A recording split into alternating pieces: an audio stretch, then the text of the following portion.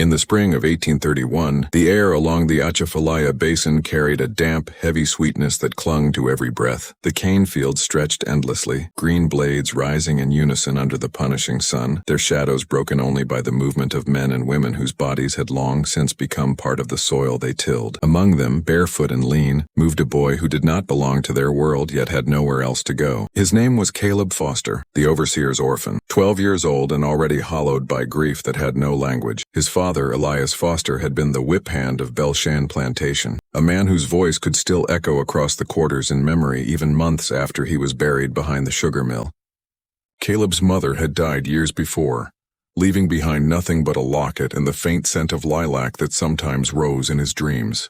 When Elias collapsed from fever in the winter, the planter sent a preacher to recite words over his grave, but no one wept. Not the enslaved who had suffered under his lash, nor the Creole mistress who found him useful but contemptible, nor even Caleb, who stood alone with clenched fists in a confusion too deep for tears. The plantation had no place for an orphaned overseer's child, yet no one dared turn him out. He was allowed to linger in the quarters behind the stables, sleeping where he could, eating from the kitchens when scraps were left behind. The enslaved men and women, wary of what his father had been, kept their distance, though some pitied the boy.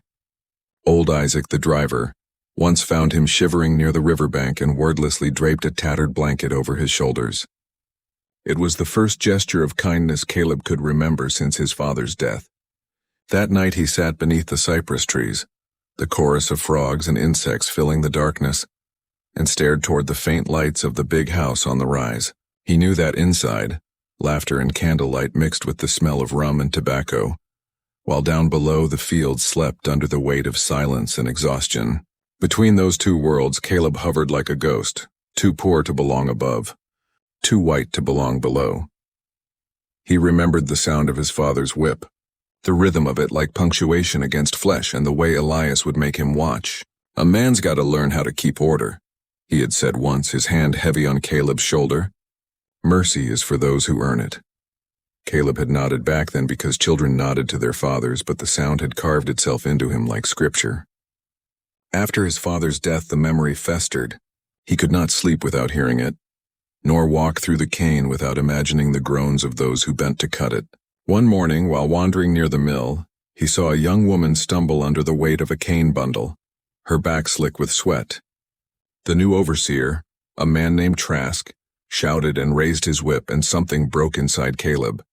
He threw himself forward, shouting without thought, and caught the lash before it struck. Trask shoved him aside with a curse, his voice thick with disbelief, but he did not strike him, only spat and ordered him off the property.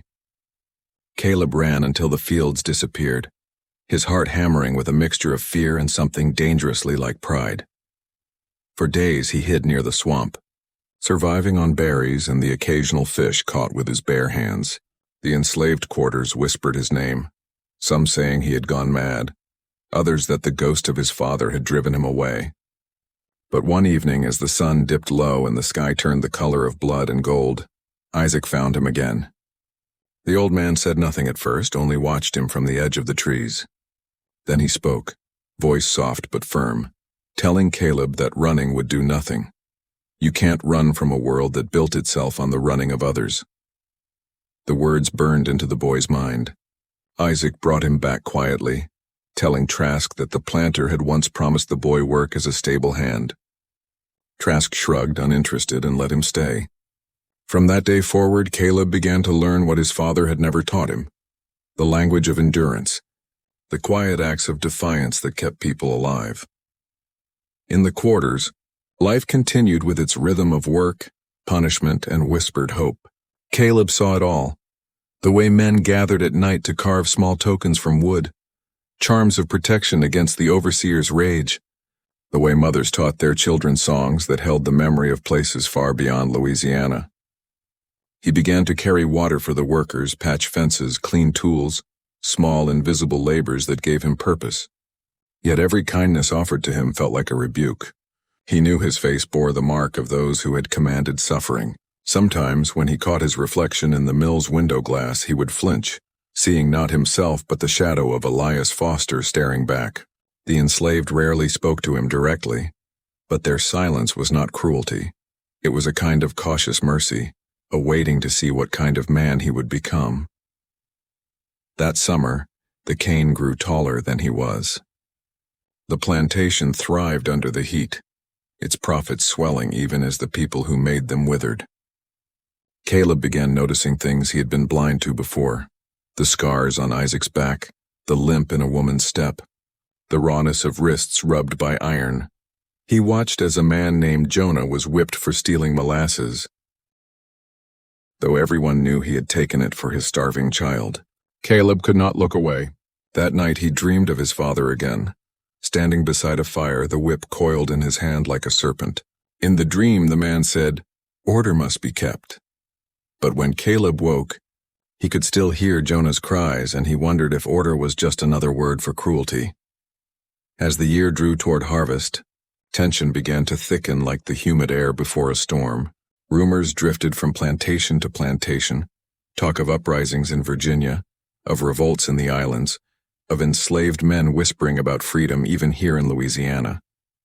Caleb overheard fragments while mending harnesses or carrying buckets, names like Nat Turner spoken in reverent tones, stories of men who refused to bow anymore. Something in those tales ignited a spark in him, though he barely understood it. He found himself staying awake at night, listening to the faint hum of voices from the quarters, songs that carried grief but also defiance, low and steady as a heartbeat. One night, unable to sleep, he crept down to the river and found Isaac sitting by a lantern, mending a net. The old man looked up but said nothing.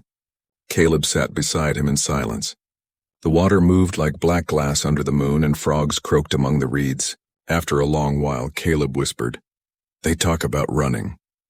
Isaac's hands never stopped working. "They always have," he said.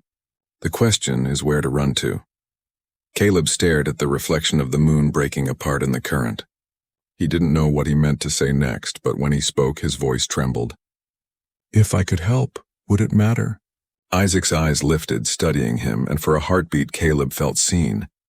Not as an overseer's son, but as something else, something unformed but reaching. "It always matters," Isaac said at last. The next morning, Caleb rose before dawn. He watched the first light spill over the cane, the mist curling above the ground like breath. The plantation bell rang, calling the field hands to labor, and he felt the familiar ache of helplessness press down again. But beneath it stirred something fierce, something new. He did not yet know the shape it would take, only that he could no longer stand still. Somewhere deep in the quarters a song began, a low rising hum that spoke of crossing rivers and finding freedom beyond the bayou. Caleb listened until the sound filled his chest. For the first time in his life, he did not feel like his father's son. The days that followed seemed to dissolve into one another, thick with humidity and the endless grind of the harvest. The great rollers of the sugar mill groaned from dawn until long after sunset, swallowing stalks of cane and spitting out the dry husks like bones. Caleb's hands were perpetually sticky from syrup, his clothes stiff with dust and sweat. He no longer worked under the direct orders of any overseer. Trask had little interest in managing a boy who was neither slave nor servant, and so Caleb drifted between tasks, existing at the margins of the plantation's brutal machinery. That in-between space became his refuge, and within it, he began to see things that those bound by the system could not. From the edges of fields and shadowed porches, he learned the rhythms of those who lived in bondage. The quiet gestures of warning passed between them. The coded words slipped into songs. The way a single look could carry a lifetime of pain or resolve.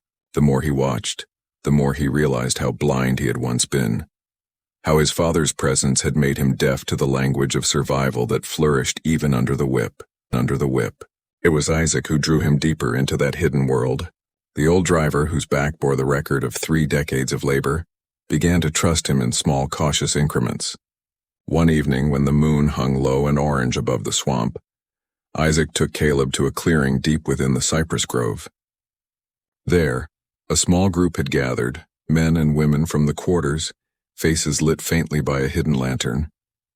They were singing, their voices low, the melody haunting but steady, a song that carried the weight of hope without ever naming it.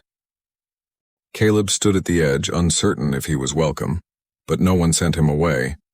He watched as they spoke softly after the singing stopped, words passing like smoke between them. He did not understand all that was said, but he caught fragments. Mentions of the river, of north wind, of freedom men who waited beyond the bayous. It dawned on him slowly that these were not idle whispers but plans careful and dangerous. When they dispersed, Isaac lingered behind. "You shouldn't have seen this," he said quietly, not with anger but with weary resignation. "But since you have, you'll have to decide what kind of man you aim to be." Caleb said nothing, yet inside him something began to shift from sympathy to purpose. By midsummer, he had learned how to move unseen. The knowledge came naturally, how to listen without being noticed, how to read the subtle patterns of the plantation's routines. He knew when Trask made his rounds, when the field hands were too exhausted to lift their heads, when the guards dozed by the outer gate. He began leaving small things where Isaac's people could find them: bits of rope, nails, a knife stolen from the blacksmith's shed. No one spoke of it, but each offering disappeared within hours. Caleb never asked where they went or how they were used. He understood that silence was safer than speech, but the acts changed him nonetheless. For the first time, his days had meaning beyond endurance. One afternoon, as the sun burned overhead, Trask caught him lingering near the stables. The overseer's eyes were cold, pale as a blade. "You've got too much idle time, boy," he said, stepping closer. "Your daddy would have whipped that laziness out of you." The words struck deeper than the threat. Caleb felt the old shame and anger twist together inside him, but he held his tongue. Trask leaned closer, breath sour with liquor. "Don't think you're different from him. Blood don't lie." For a moment, Caleb saw his father's ghost in the man's stance. The same tilt of authority, the same cruelty hiding behind familiarity. He walked away without a word, but that night he lay awake, the insult echoing. He realized that if he did nothing, the world would make him into his father all over again. Later that week, a tragedy set the plantation on edge. A young man named Daniel, who had once been caught stealing corn, attempted to flee through the swamp. He was found 2 days later, his body half sunk in the mud, the marks of chains still visible on his wrists. The overseer claimed he had drowned while trying to escape, but everyone knew Trask had sent the patrols after him. At the quarters, the grief was silent but heavy. Mothers wept behind closed doors. Men carved strange symbols into the dirt, muttering prayers beneath their breath. Caleb watched it all, his stomach knotted with guilt and fury. That night he followed Isaac into the woods again. There were more people this time, their faces grim but determined.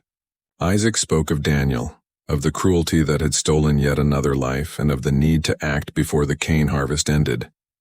"We've been dying one by one," he said, his voice low but unwavering.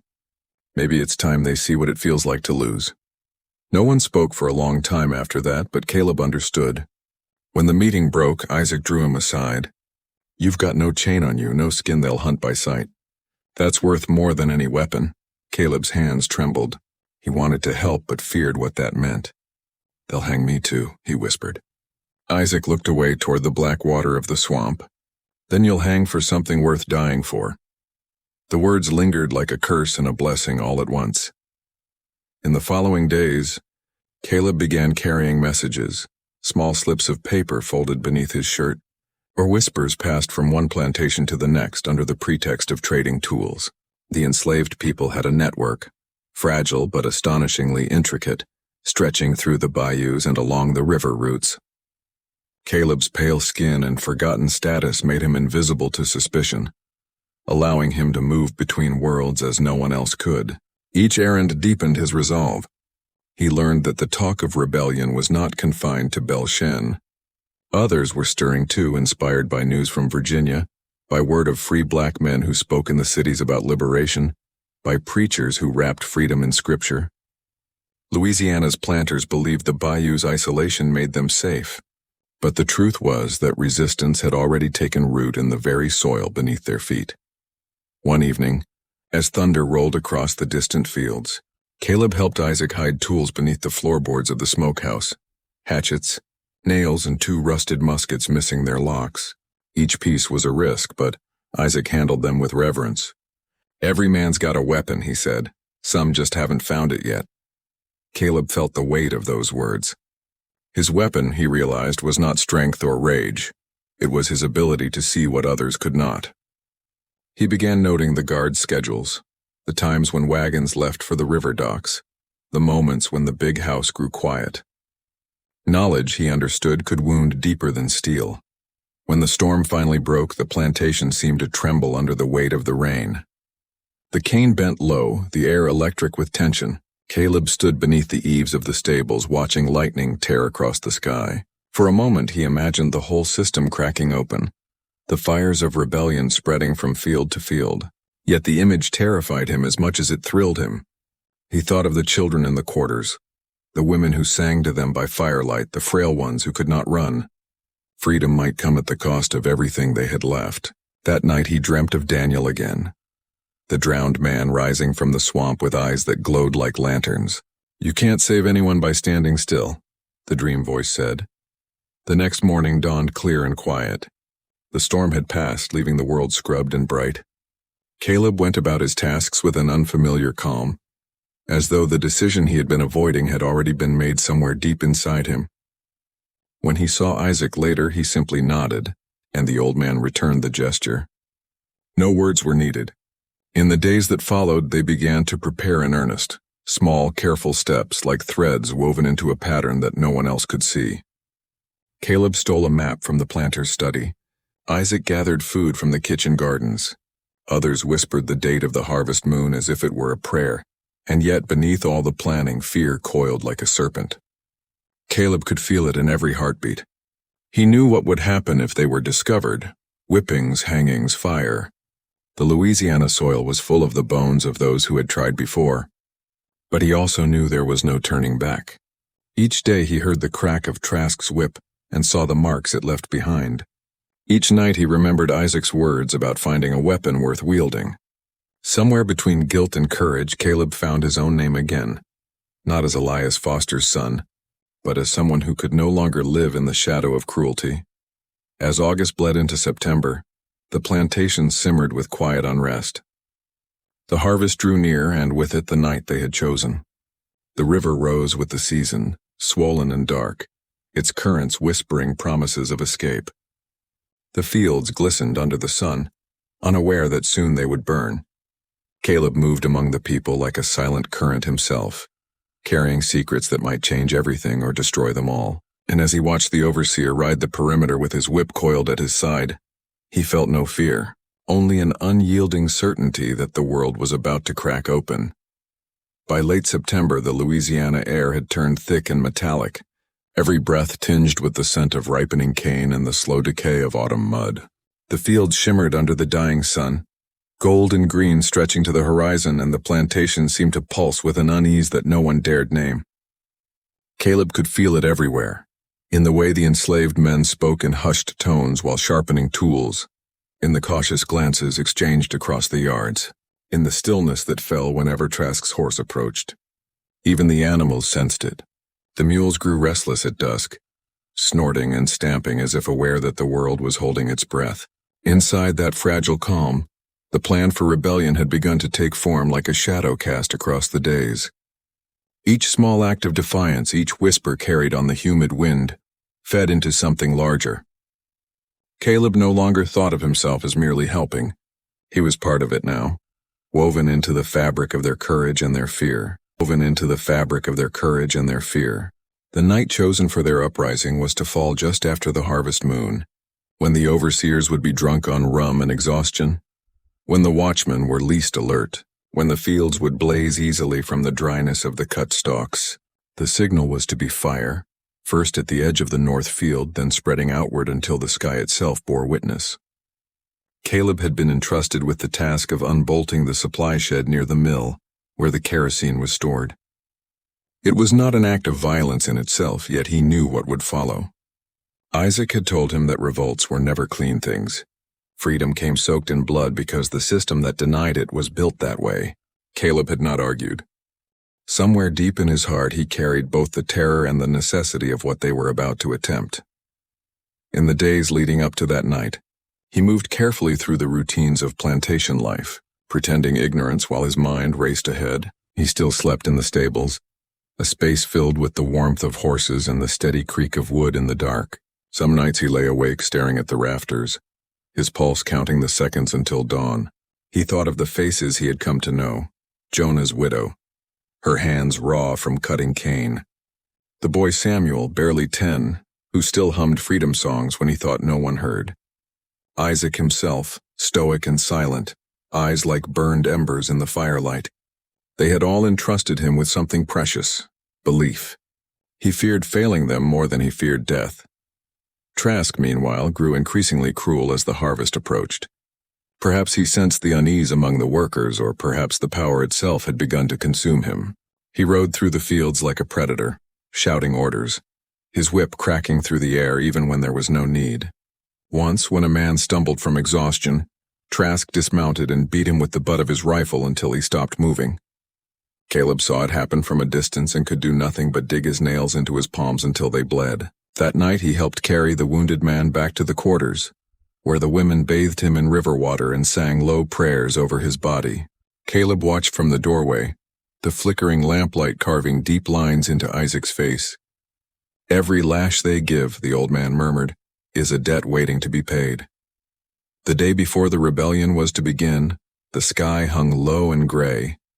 The fields buzzed with insects, their droning endless, and the air carried a strange tension like the moment before a thunderclap. Caleb spent the afternoon repairing a wagon wheel near the mill, his hands trembling slightly with each turn of the wrench. He caught sight of Trask on horseback near the edge of the cane, his silhouette sharp against the horizon. For an instant Caleb thought the man's gaze found him, but then Trask turned and spurred his horse toward the big house. When the sun began to sink, painting the sky in streaks of crimson and gold, Caleb felt an ache settle in his chest, a mourning for something he could not name. He thought of his father again, of the life that might have been had Elias Foster not been consumed by cruelty and pride. But those thoughts were ghosts, and ghosts had no place in what was to come. That evening he slipped quietly toward the smokehouse where Isaac waited. The old man handed him a small bundle wrapped in cloth. Inside were 2 flints, a piece of oiled rag, and a folded scrap of paper showing a rough outline of the plantation. "Just remember," Isaac said, "fire speaks fast, but it don't listen. Once it starts, there's no taking it back." Caleb nodded, though his mouth had gone dry. He felt the weight of every choice pressing down on him, the knowledge that once the first flame was lit, their fates would be sealed. They said nothing more. The meeting broke as the bell rang for curfew, and Caleb returned to his place in the stables, heart pounding. When night fell, it came heavy and windless. The moon rose behind a veil of clouds, its light dim and uncertain. From the quarters came only silence, no laughter, no song, just the low murmur of crickets in the grass. Caleb waited until the 3rd hour after midnight, when even the dogs had grown quiet. Then he moved. Barefoot and careful, he crept across the yard toward the supply shed. The lock was rusted. He had loosened it days before. With a soft click, it came free. The smell of kerosene filled his nostrils as he lifted the lid of a barrel. His hands shook as he dipped the rag, soaked it, and pressed it against the flint. For a long moment he hesitated, his breath shallow, the image of Daniel's drowned body flashing in his mind. Then he struck the flint once, twice. On the 3rd spark, the rag caught. The flame flickered weakly at first, then grew orange and alive, licking the air. Caleb tossed it into the open barrel and stepped back. The fire whooshed upward, fierce and immediate, casting wild shadows across his face. He ran then, through the dark yard, past the mill, into the cane fields where the first shouts were beginning. Behind him the fire leapt higher, and the barrels ignited one after another in a chain of explosions that lit the night sky. The fields erupted in chaos, cries of alarm, the thunder of hooves, the clang of bells from the big house. But through the confusion came other sounds too, the sharp rhythmic shouts of men and women who had waited too long to be silent. Caleb saw torches moving through the cane, saw figures striking out toward the overseer's quarters, saw the flicker of blades. The air smelled of smoke and sweat and fear. Somewhere in the distance a woman screamed, not in terror but in something raw or almost exultant. The rebellion had begun. He found Isaac near the edge of the swamp, rallying a small group of men armed with tools and makeshift weapons. The old driver's face was streaked with soot, his voice hoarse from shouting. "Get to the river!" he ordered. "They'll come from the east first, cross before they can cut us off." Caleb nodded, grabbing a torch from the ground. Together they ran through the thick reeds, the mud sucking at their feet. Behind them the plantation blazed like a second sun, its flames reflected in the black water of the bayou. For a moment Caleb turned to look. The big house was burning now, its roof collapsing inward, sparks drifting up into the starless sky. It was terrible and magnificent all at once, the destruction of everything he had known, the birth of something uncertain but undeniable. But freedom, like fire, burned without mercy. As they reached the water's edge, shots rang out from behind. The patrols had come faster than expected. White men from neighboring estates, armed and furious, their lanterns bobbing through the dark like hungry eyes. Isaac pushed Caleb forward. "Go!" he shouted. Caleb hesitated, seeing the old man raise a hatchet ready to stand his ground. Then he plunged into the river. The current was cold and strong, pulling at his limbs as the sounds of battle echoed above. He kicked hard, gasping as branches tore at his skin. When he surfaced again, the world behind him was on fire. He could see shapes moving on the shore, men running, flashes of gunfire, the silhouettes of those who refused to bow even as the bullets found them. By the time Caleb dragged himself onto the far bank, dawn was beginning to break. The eastern sky glowed faintly pink, and the air smelled of ash and rain. He lay there for a long time, trembling, his chest heaving. The plantation was gone. He did not know who had lived or died, only that the world had been torn open and there was no stitching it shut again. Somewhere in the distance a rooster crowed, absurdly calm amid the ruin. Caleb closed his eyes and felt tears mix with the grit on his cheeks. He had helped ignite the fire, but he did not yet know what it had consumed, only that his life, and the lives of those he had loved, would never return to what they were. When the sun rose fully over the Atchafalaya swamps, its light revealed a world remade by violence and silence. Smoke still drifted across the horizon, curling like ghostly fingers from the ruins of Belshen Plantation. The fire had devoured nearly everything: the mill, the stables, the overseer's quarters, even parts of the cane fields themselves, blackened and skeletal against the pale morning sky. From where Caleb lay hidden in the undergrowth, the air was thick with the stench of burning sugar and something darker beneath it, something human. He could hear the distant echoes of gunfire, the shouts of men searching, dogs barking as the patrols spread through the marshes. The rebellion had been swift, furious, and doomed. What had begun in whispers and flame had met the weight of an empire's vengeance before dawn. Caleb did not know how many had fallen. He only knew that Isaac's voice, that deep, steady presence, had gone silent behind him when the first shots rang out. He rose slowly, every muscle aching, and tried to steady his breath. The swamp hummed with life, the whir of insects, the croak of frogs, the slow drip of water from the moss. But beneath it all was the sound of pursuit. Men on horseback moved through the cane beyond the tree line, their orders sharp and clipped. Caleb crouched low, pressing himself against the wet earth. The night's events replayed in fragments. The fire's roar, the chaos of shouts, the flashes of torchlight and steel, the bodies collapsing into the mud. He had imagined rebellion as something clean, righteous, a purging fire. But now, staring at the blackened horizon, he understood the truth that Isaac had always known. Freedom demanded payment in blood, and it collected without mercy. He moved deeper into the cypress swamp where the air grew cooler and the light dim. The ground sucked at his feet, the water rising to his knees, then his waist. Spanish moss hung in curtains from the branches above, veiling the morning sun. Here, at least, the world seemed untouched by the plantation's order, wild and indifferent. He followed a narrow game path along the bank, careful to leave no trace. By mid-morning, he found an abandoned skiff half buried in reeds, its wood soft with rot. He bailed it out with his hands and pushed it into the water. The current was sluggish but steady, carrying him away from the direction of the smoke. He had no plan beyond that. The boy who had lit the first fire no longer knew where he belonged, only that he could not return to the world he had destroyed. As the day wore on, he drifted through a labyrinth of bayous, the sun reflecting off the water in broken shards.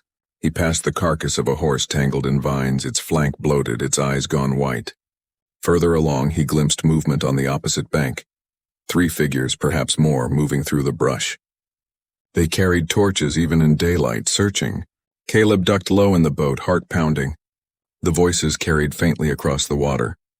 "They said a white boy helped him," one man shouted. "An overseer's brat, traitor blood." Another laughed, the sound bitter. "We'll hang him slow when we find him." Caleb's throat tightened.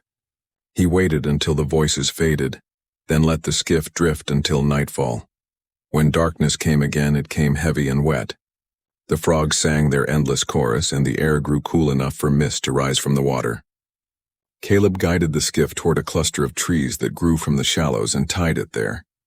Exhaustion settled into his bones, deeper than fear. He thought again of Isaac, of the last glimpse he'd had of him, a silhouette against the burning fields, hatchet raised. He wondered if the old man had made it across, if anyone had. Perhaps some had vanished into the swamps like him, ghosts now among the cypress and reeds. He wanted to believe that at least a few had found safety, that the rebellion's fire had not been wholly extinguished. Sometime before dawn, he awoke to the sound of paddles cutting through the water. Lantern light flickered between the trees. He froze, his body sinking lower into the boat. The patrol was close, maybe 30 yards away. He could see their faces now. Planters, local militiamen, some drunk, some grim with the satisfaction of vengeance.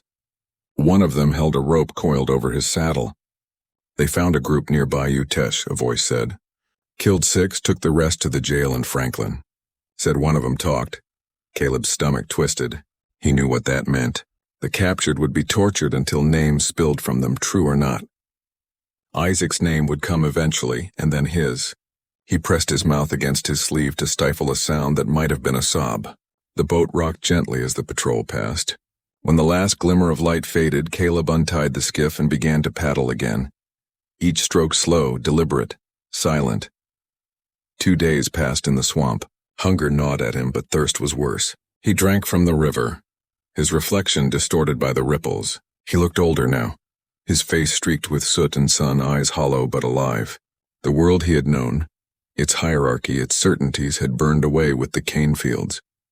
What remained was raw and uncertain. Once he came upon the ruins of another plantation downriver, its big house gutted, the land deserted. The smell of death lingered, and among the ashes he found remnants of the life that had been. Iron shackles half buried in mud, a child's wooden doll scorched on one side, a broken ledger listing names, ages, and prices. He turned the book over in his hands and felt the enormity of what he had been born into. Every name was a story erased, a life bought and sold. He tore a page free and folded it into his pocket. It was perhaps the only grave marker those people would ever have.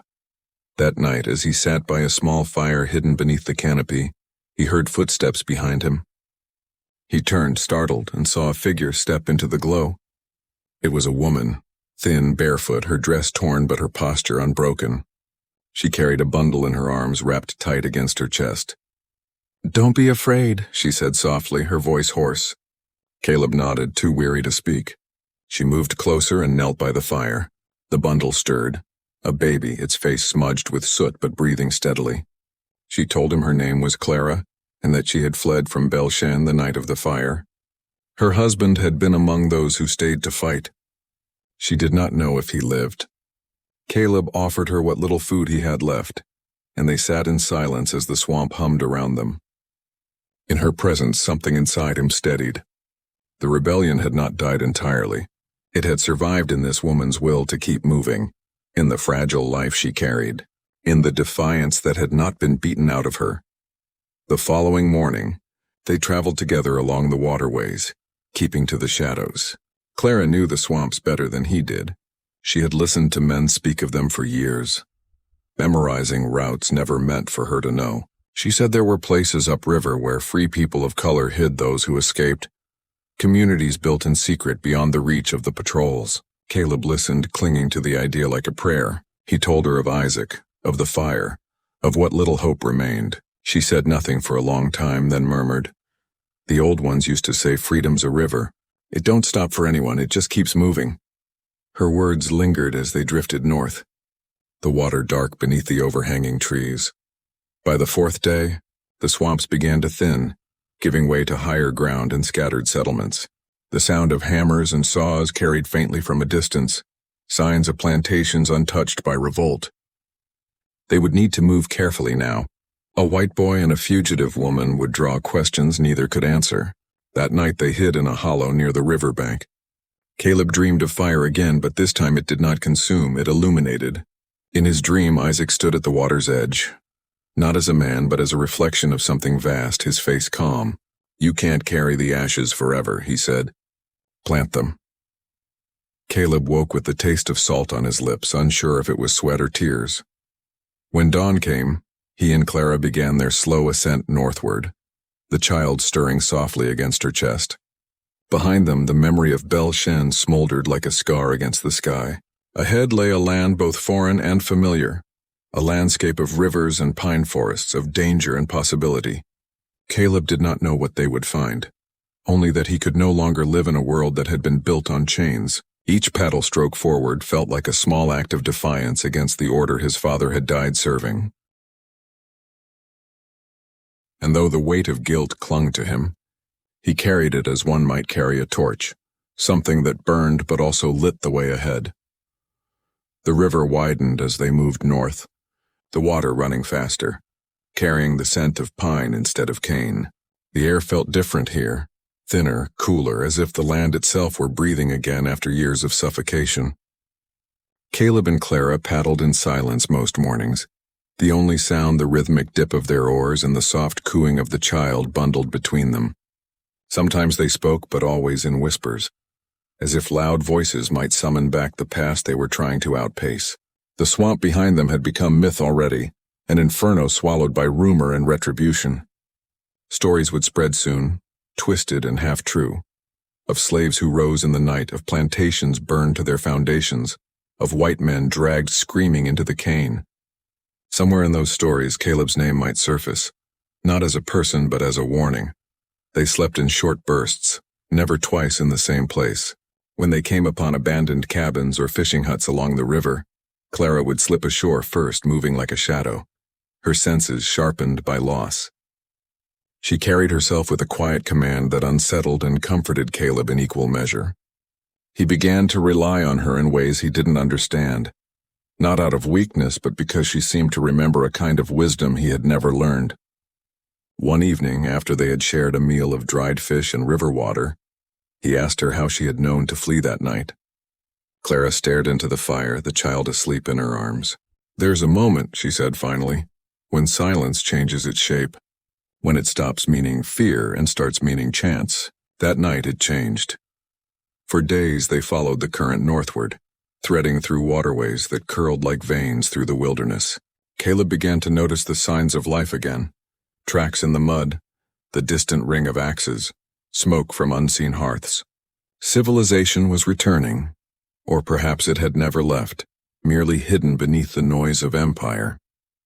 One morning as they rounded a bend, they saw a flatboat moored to a fallen tree. A man stood on it, tall and dark-skinned, his clothes plain but clean, a musket slung across his back. Caleb's first instinct was to steer away, but Clara raised a hand. "Wait," she whispered. The man called out, not in the clipped tones of a patrol but in a slow drawl that carried warmth. "You lost?" Caleb hesitated, glancing at Clara. She nodded once, and they paddled closer. The man's eyes took them in. Clara, the child, then Caleb, pale and gaunt. "You don't look like you belong together," he said, half smiling. "Which probably means you're running from the same thing." His name was Jonah Baptiste, a free man of color who ferried timber and salt downriver for trade. When Caleb mentioned the fire at Bel Shen, Jonah's expression darkened. "Words reached all the way to Opelousas," he said. "They're hanging folks for miles. White men nervous now. That kind of fear don't go away easy." Jonah offered them passage upriver, saying there was a community hidden deep in the Pine Hills, a place called Saint-Cécile, founded by freedmen and their descendants decades ago. "They don't take kindly to strangers," he warned, "but they've taken in worse."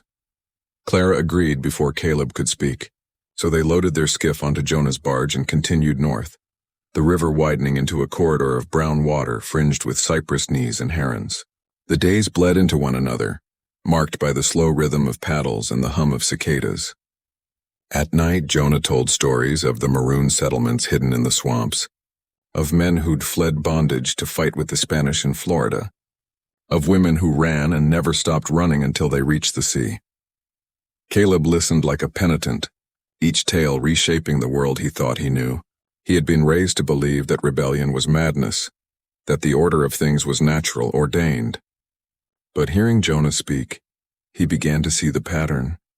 Every act of resistance was a thread woven into something vast and unstoppable. "They call it freedom like it's a gift," Jonah said one night watching the firelight flicker. "But it ain't. It's a thing you build every day, piece by piece, and you guard it with your life." Clara nodded silently beside him, the fire painting her face in copper light. Caleb wanted to ask her what freedom meant to her, but he already knew the answer lived somewhere in the way she held her child, firm, protective, unyielding. On the seventh day, the river turned narrow and wild, forcing them to abandon the barge and travel by foot through the pines. The forest stretched endlessly, its floor soft with needles, its canopy swallowing the sun. Jonah led the way, moving with the confidence of someone who knew every sound and shadow. Once they heard dogs in the distance, hunting dogs by the sound, and all three froze. Jonah motioned for silence, then whispered, "They're sweeping the back roads, looking for stragglers." They hid beneath an outcrop of roots until the barking faded. Caleb pressed his hand over the child's mouth, feeling its tiny heartbeat against his palm. When they finally moved again, the forest seemed to close around them as if hiding their passage. That night, they reached a ridge overlooking a small valley dotted with cabins and gardens. Smoke rose gently from chimneys. A woman stood outside one of the houses, hanging clothes on a line, her back straight, her movements deliberate. Jonah lifted his hand in greeting. "Saint Cecile," he said quietly. "You made it." They were welcomed cautiously at first. The people of Saint Cecile had learned not to trust faces that arrived unannounced. But when Clara told them what had happened at Belchane, the uprising, the fire, the pursuit, their suspicion shifted to sorrow.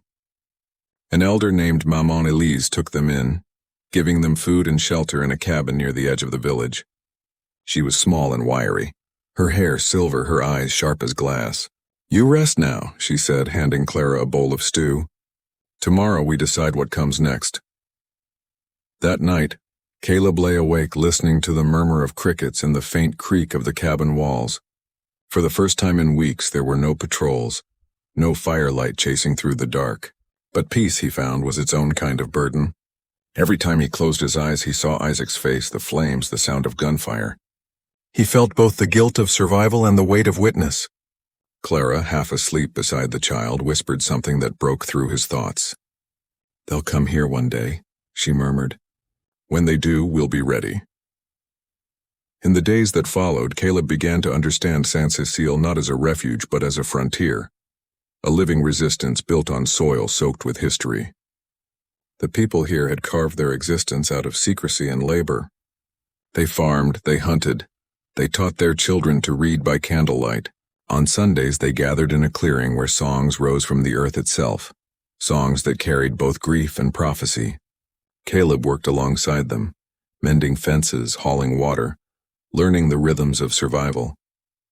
He tried to lose himself in the work, but the past clung to him like smoke. Some villagers eyed him with unease, unsure what to make of the pale stranger who had come from the south with a fugitive woman and a baby. Jonah told them Caleb had earned his place, but trust was slow to grow. One evening, while splitting wood near the river, Caleb found Maman Elise watching him. "You're carrying a ghost, child," she said, her voice steady. "You don't put it down, it'll carry you instead." He looked at her, unsure how to answer. "I lit the fire," he said finally. "I thought it would save us." She nodded slowly. "Maybe it did, just not the way you expected." The following week, scouts returned with grim news. Patrols had begun moving north, burning any settlement suspected of harboring fugitives. The rebellion's echo had reached even here. Saint Cecile was no longer invisible. Meetings were held in hushed tones, plans whispered in the dark. Some spoke of fleeing further west toward the Sabine River. Others vowed to stay and defend what they had built. Clara was among the latter. "I won't run again," she said. "My son will grow where I stand." Her words lit something in Caleb, a courage he had not known since the night of the fire. Together they prepared. Trenches were dug, supplies hidden, signals arranged. The people of Saint-Cécile had fought before. They knew the terrain, the waterways, the rhythm of pursuit. Caleb learned from them, his hands blistered but steady. He found in their defiance a kind of redemption. Not the forgiveness he had once sought, but purpose. For the first time, his survival felt like more than accident. It felt like inheritance. As summer deepened, the forest grew loud with life again. Fireflies drifted above the marsh at dusk, their glow soft and patient. Caleb often sat by the water at night, the child asleep nearby, Clara beside him. "You think Isaac would have come here?" he asked one evening. Clara smiled faintly. "He already did. Every time we stand up, he's here." In that moment, Caleb understood what Isaac had meant about planting ashes. Freedom wasn't a destination. It was a seed, buried, watered by loss, and left to grow in the cracks of history. Saint-Cécile was proof of that, fragile yet unbroken, breathing in the space between terror and hope.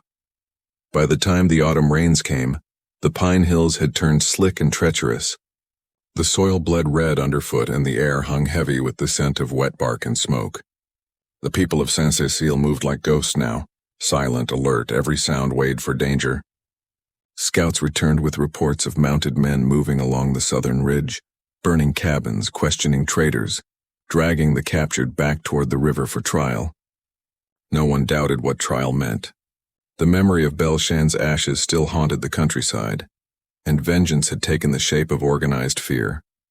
Caleb could feel that fear threading through the community like a taut string. Even the children seemed to sense it. Their laughter had grown quiet, replaced by the nervous tapping of feet and the quick glances toward the tree line whenever dogs barked in the distance. He had become something unexpected here, a figure people turned to when decisions had to be made. Not because he sought it, but because he carried the look of someone who had already walked through fire. The villagers respected his caution and his silence. They knew he was not one of them, yet in their eyes that had become a strange kind of strength. He could move where they could not, speak to men who would never listen to a freedman, scout the roads where his pale face might pass unnoticed. It was a bitter gift, but he accepted it, because it gave meaning to what might otherwise have been only guilt. Each day he went further from the village, marking trails, mapping escape routes, memorizing the paths that wound between bayou and pine. Clara had changed too. There was a steadiness in her now that came not from peace but from resolve. The child, Elias, she had named him for reasons she would not explain, had begun to crawl, and his laughter, when it came, cut through the heaviness like a blessing. Clara would smile at those sounds, her hands always busy weaving or mending, her eyes rarely leaving the door. She had buried her grief beneath work. But sometimes at night Caleb heard her singing low, almost to herself, songs without words that carried both longing and defiance. He never interrupted. In her quiet strength, he saw the endurance of everyone who had survived when they were never meant to. Of everyone who had survived when they were never meant to. The elders met beneath the cypress grove one cold evening, the sky bruised with rain clouds. Jonah had returned from a supply run with news that the patrols had begun conscripting local whites into militias, promising bounties for runaways and insurrectionists. They were building gallows now, not courts. "We can't hold here forever," Jonah said. "They'll come through the ridge before the next moon." Some argued to flee west into Spanish Texas, where the law blurred and the marshes swallowed men whole. Others said to stay, to defend the land they had built from sweat and prayer. "If we run now," Maman Elise said, her voice sharp as a blade, "we teach our children that freedom is something borrowed. It must be owned." Caleb listened, his jaw tight. When the debate turned to him, as it always did, he spoke quietly. "If we stay, we need more than courage. We need to disappear in plain sight. Let them come and see nothing." He explained the plan forming in his mind. To make Saint-Cécile vanish, not by fleeing, but by transforming. They would dismantle the village's heart, bury the tools, scatter the livestock, erase the paths that led in and out. Each family would take to the woods in small groups, living apart but linked by signals, smoke patterns, carved symbols on trees, songs disguised as work chants. The swamp would become their fortress, invisible and alive.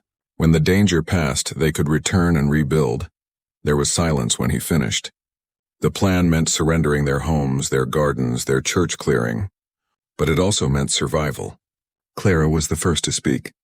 "We burned what was built on our backs once," she said. "We can build again." One by one, heads nodded. By dawn, the work had begun. They moved like an army of ghosts.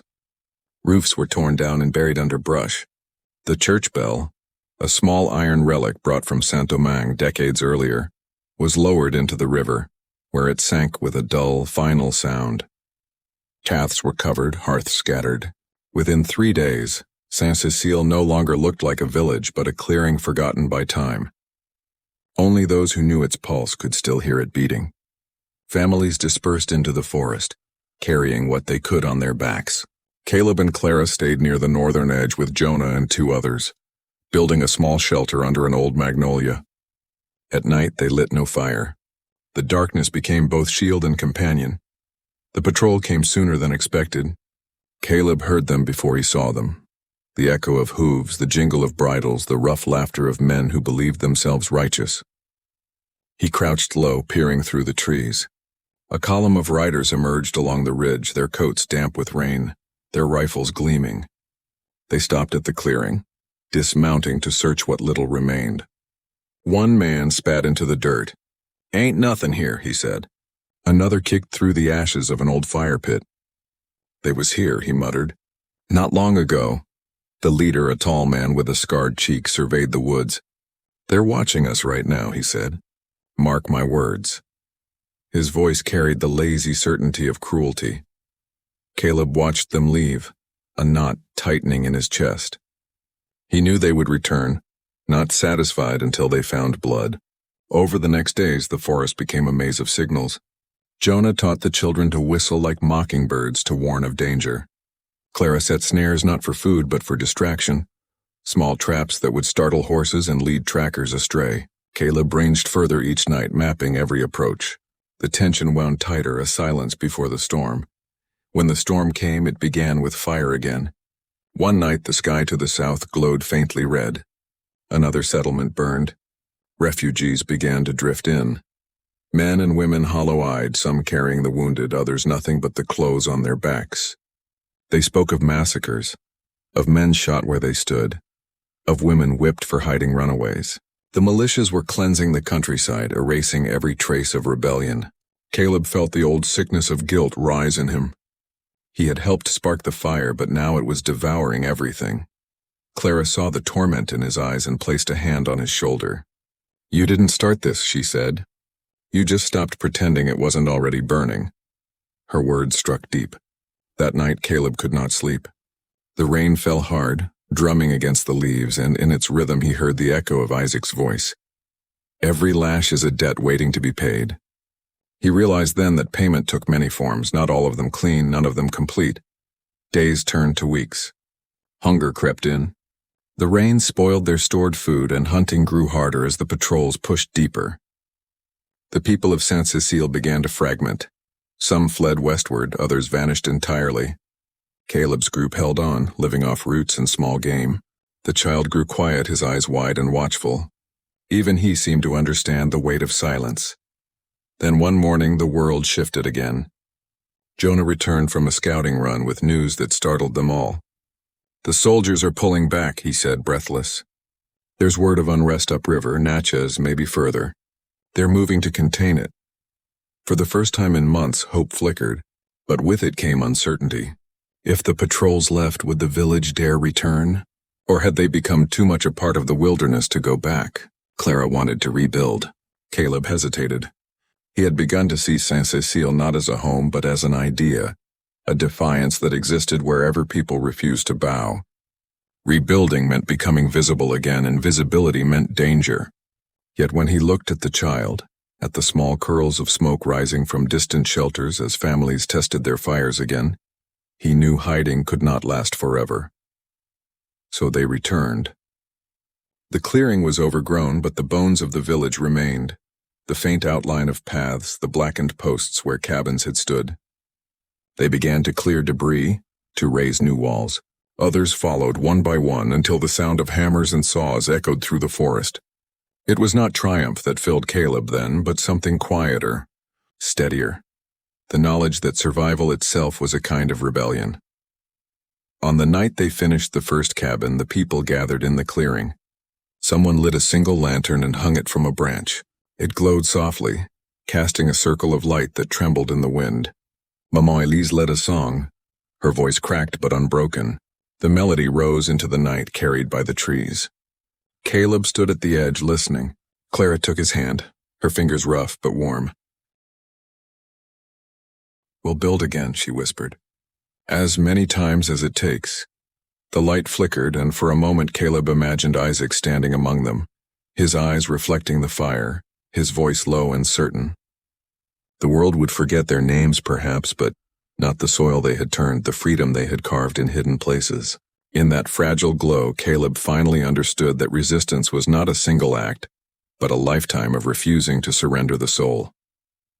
Years passed, though no one in Saint-Cécile measured them in calendars anymore. Seasons became their clock, the rise of floodwater, the budding of cypress leaves, the long hiss of summer insects, the brittle crackle of autumn frost. The village had returned from the ashes with a slower rhythm and quieter voice, its people older, fewer, but tempered like metal. Cabins once hidden beneath vines now stood again, modest and firm, smoke curling gently from stone chimneys. The soil that had once run red now yielded beans and corn. Its fertility wrested back from ruin, yet even in peace there was vigilance. The sound of distant gunfire or a stranger's laughter carried differently in these woods. Freedom, they had learned, was not a resting place but a balance. One wrong step and it could vanish again. Caleb had grown older, his once fair hair now streaked with gray. Lines cut deep into his face, though his eyes retained their watchful calm. He spent his mornings repairing fences, his afternoons teaching the children how to read and mark maps. He had become a teacher almost by accident, passing down fragments of the old languages he'd learned from books scavenged in the ruins of abandoned farms. To the children, he was not an overseer's orphan or a fugitive, but simply Mr. Caleb, a quiet man with stories of fire and rivers. He never spoke of Belchen directly, but the weight of that memory was in every lesson, in the way he taught them to navigate by stars, to recognize the silence before danger, to run when running was the only truth left. Clara remained his constant anchor. Her strength had hardened into something serene, and the boy, Elias, grew under her gaze like a sapling bending toward light. He had his mother's dark eyes and his father's stubborn quiet. At 12 he was already tall, his hands strong, his laughter rare but bright. Sometimes when he worked beside Caleb, there was an echo of Isaac's steadiness in him, a patience that came from seeing too much too young. The village called him the River Child, a name half prophecy, half memory, because he had been carried to freedom in a boat that night when the world burned.